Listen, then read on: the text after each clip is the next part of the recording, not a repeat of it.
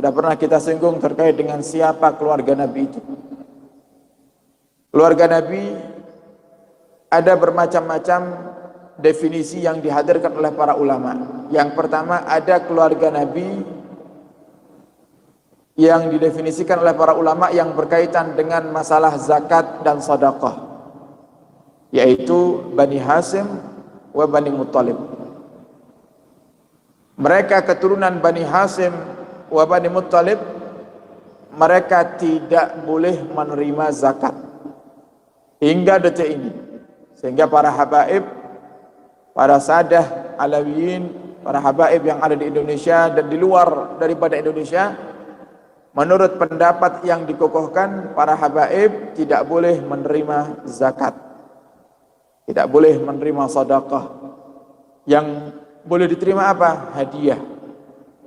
Jadi kalau jenengan ngasih sesuatu kepada para habaib, jangan katakan itu zakat, atau jangan berikan sesuatu kepada mereka yang berbentuk zakat atau sedekah, tapi berikan itu adalah sebuah hadiah.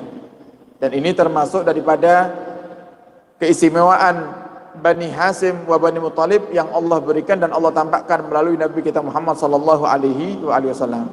Terkait kisah yang masyhur keislaman Sayyidina Salman Al-Farisi. Sayyidina Salman itu dari Persia, makanya julukannya Al-Farisi, dari Persia.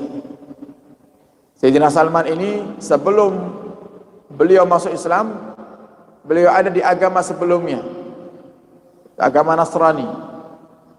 Dan beliau termasuk orang yang taat beragama, sehingga Sayyidina Salman Al-Farisi sebelum masuk Islamnya termasuk orang yang selalu ikut daripada pendeta-pendeta dalam agamanya. Kemudian salah satu pendetanya ketika sudah berumur sepuh, kemudian merasa mungkin sebentar lagi dia akan diambil oleh Tuhannya, diambil oleh Allah Subhanahu wa taala. Si pendeta ini berkata kepada Sayyidina Salman Al-Farisi, "Wahai Salman, setelah wafatku, pergilah ke kota Makkah. Pergilah ke kota Makkah. Carilah di sana seseorang yang memiliki tanda-tanda semacam ini."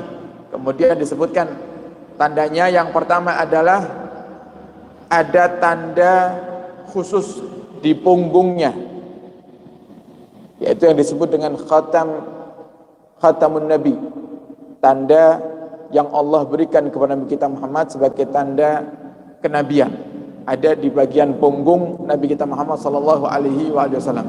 Yang kedua, orang ini tidak akan menerima sedekah, wahai Salman. Kalau kau temui orang ini, maka ikutlah dia, berimanlah kepadanya, ikutlah agama yang dia bawa, karena agama yang dia bawa adalah agama yang benar. Jadi si pendeta ini tahu kalau akan datang Nabi akhir zaman membawa agama yang baru, agama Islam.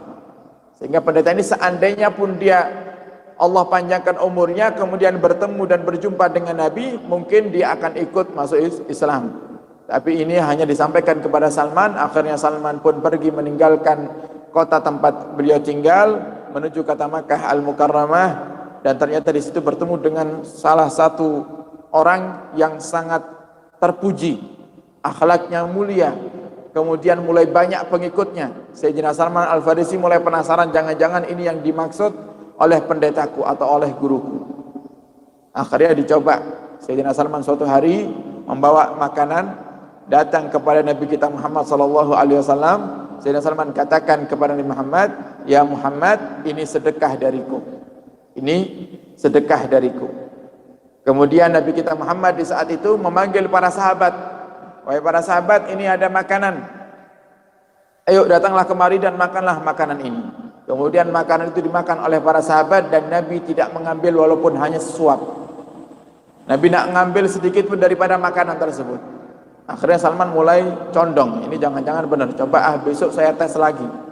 Besoknya Salman Al-Farisi datang bawa sebuah makanan lagi, diberikan kepada Nabi Muhammad, dan dia berkata, "Ya Muhammad, ini hadiah dariku. Kalau kemarin sedekah, ini hadiah dariku." Kemudian Nabi Muhammad seperti biasa, kalau dapat rezeki daripada Allah Subhanahu wa taala, Nabi Muhammad sering berbagi. Nabi panggil para sahabat, "Ayo para sahabat, kita makan bersama." Kemudian Nabi Muhammad makan daripada makanan hadiah yang diberikan oleh Salman Al-Farisi. Satu tanda difahami oleh Salman Al-Farisi. Kemudian tinggal mencari tanda yang kedua, yaitu khatamun nabiyyin. Khatamun nabi, tanda kenabian. Berhari-hari Salman itu memantau daripada punggung Nabi kita Muhammad, berharap kalau pakaian Nabi itu tersingkap dan terlihat tandanya.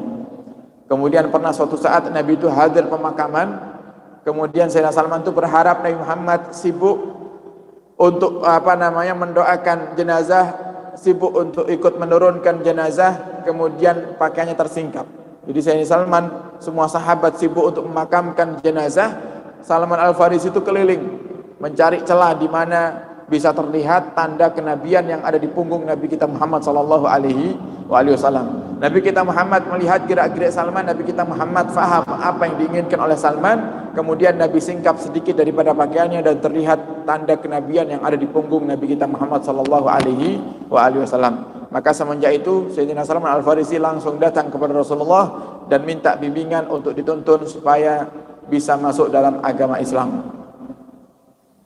Jadi keluarga Nabi kita Muhammad dalam segi zakat atau dalam bab zakat adalah Banu Hashim wa Banu Muttalib, dan mereka tidak boleh menerima zakat dan sedekah. Termasuk hingga detik ini para habaib tidak boleh menerima zakat dan sedekah, walaupun ada sebagian ulama yang saat ini, ulama mutaakhirin, yang membolehkan para habaib untuk menerima zakat.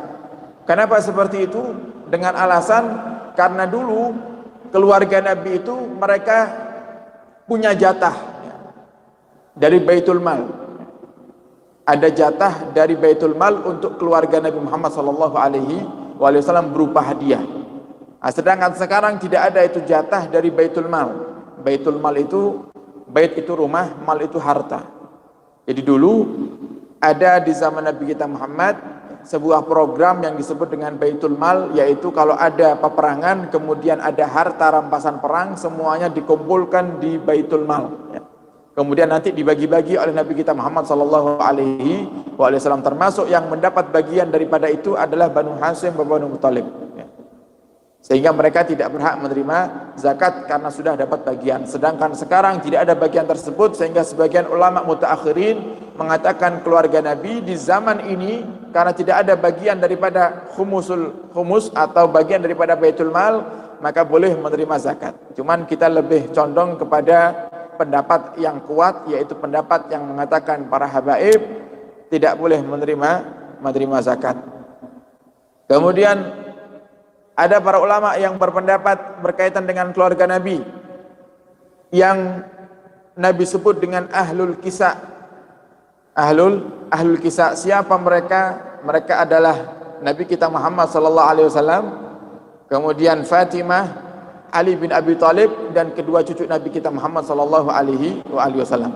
Jadi 5 ini termasuk keluarga inti Nabi kita Muhammad sallallahu alaihi wasallam yang sampai Nabi hadirkan di saat Nabi bermubahalah, ya. Kemudian Nabi di saat Nabi menceritakan tentang kemuliaan keluarganya, yang sering Nabi sebut adalah lima orang ini. Nah, kemudian ada sebagian ulama yang mengatakan keluarga Nabi itu dari 5 ahlul kisah ini kemudian sampai anak keturunannya, hingga detik ini, ya. Sehingga para habaib mereka sambung dengan Nabi kita Muhammad SAW. Loh, kan tidak ada nasab sambung kepada ibu, tidak ada nasab sambung kepada ibu kecuali Sayyidah Fatimah Az-Zahra, dan Nabi yang mengatakan. Sehingga apa yang dikatakan sama Nabi kita Muhammad tentunya itu adalah benar.